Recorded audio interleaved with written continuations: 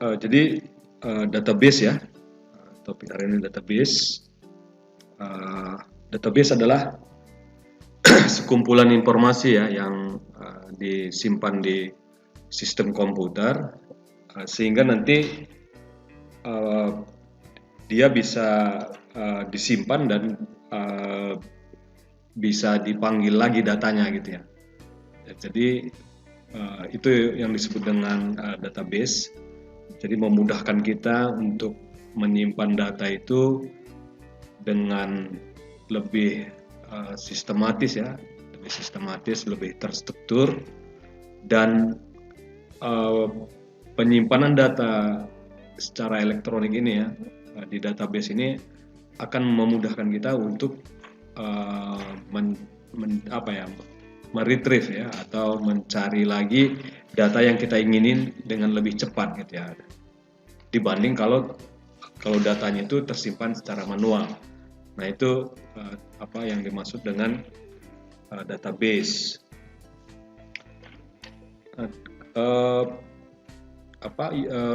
Yang utama di database ini adalah tabel gitu ya. Jadi semua data itu disimpan dalam sebuah tabel. Nah misalnya ini ada sebuah tabel yang namanya mahasiswa gitu ya. Kemudian ada entity ya. Nah entity-nya NIM, nama, jenis kelamin, ID prodi gitu ya.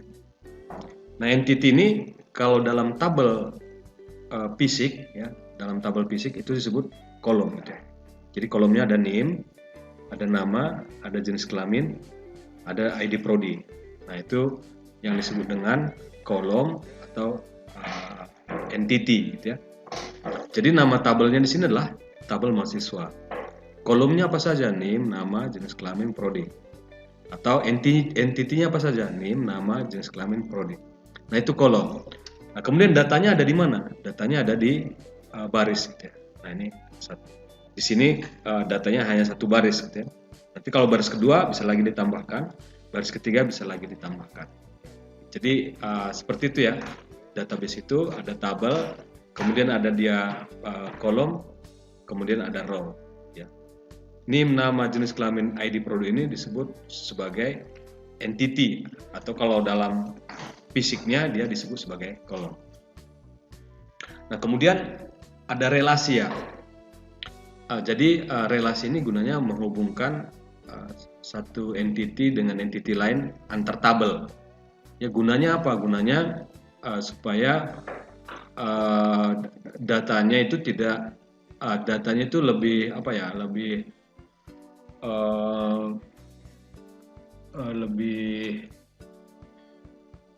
apa istilahnya, lebih ya, jadi contohnya seperti ini. Jadi mahasiswa, NIM, nama, jenis kelamin, kemudian ada ID prodi. Jadi di sini ID prodi ini, prodi mahasiswa tidak diisi tapi dipilih. Nah, itu beda ya. Kalau diisi apa? Kalau diisi itu bebas diisi apa saja. Kalau dipilih apa? Dipilih dari pilihan yang ada. Nah, cara menghubungkannya apa? Dengan yang namanya primary key dan foreign key. Ya. Nah, jadi di prodi itu ada yang namanya ID gitu ya. Di tabel prodi ada namanya dia, ada nama prodi. Ya. ID ini tidak boleh, kalau dia sudah disebut sebagai primary key ya, dan dia diindeks, tidak boleh dia double. Jadi ID-nya tidak boleh ada yang sama di sini ya, di primary key ya. Nah jadi ID 1 misalnya ID informatika, ID 2 sistem informasi, ID 3 manajemen rekayasa. Nah itu ID itu nanti akan dipanggil di mahasiswa. Dia ID-nya apa? ID prodinya apa? Tinggal pilih 1 atau 2 gitu ya.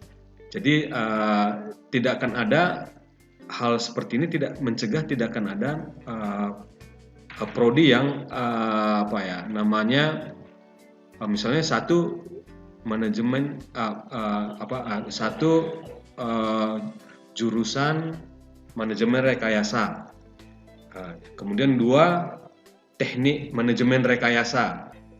Nah, padahal yang dimaksud adalah jurusan yang sama.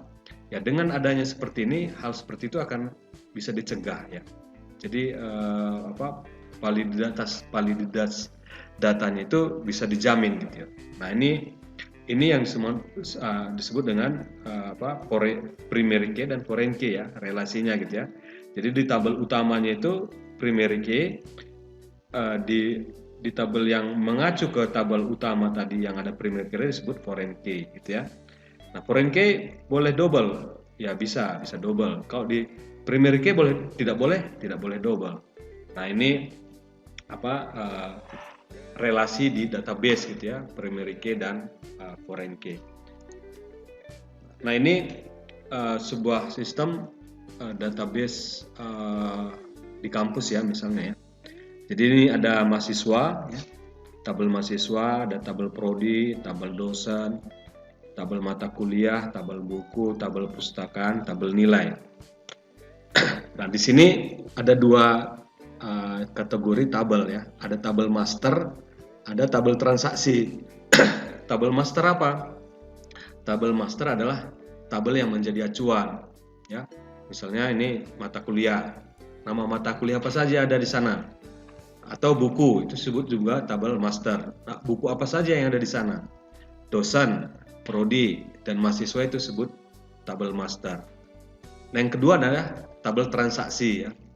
Nilai itu adalah transaksi ya. Jadi dia mengacu ke tabel master dan diisi nilainya ketika nilai mahasiswa itu sudah keluar. Atau saya sebut di sini tabel perpustakaan. Nah ini adalah tabel transaksi juga yang berisi transaksi peminjaman buku ya. Ya jadi dengan begini, dengan sistem seperti ini, maka di sini ada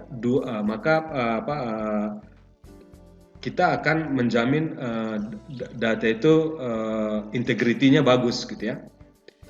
Nah, nilai itu biasanya dipakai di akademik, perpustakaan dia dipakai di perpustakaan, atau ada lagi namanya mungkin sistem keuangan yang terkait dengan pembayaran SPP mahasiswa, itu bisa juga kita tambahkan. Nah semua itu mengacu ke tabel yang sama ya. Jadi dengan seperti ini sistemnya dapat dipastikan bahwa mahasiswa yang data mahasiswa yang digunakan di perpustakaan dinilai di nilai akademik, di misalnya di sistem keuangan itu dijamin adalah mahasiswa yang sama ya. Demikian juga buku yang digunakan juga ini nanti adalah buku yang memang buku yang sama gitu ya. Jadi tidak ada yang buku yang sama tapi penamaannya berbeda, misalnya karena beda misalnya ada penambahan, ada perbedaan beberapa huruf tapi maksudnya buku yang sama. Nah ya, dengan sistem seperti ini hal itu bisa dicegah ya. Oke, seperti itu sistem database.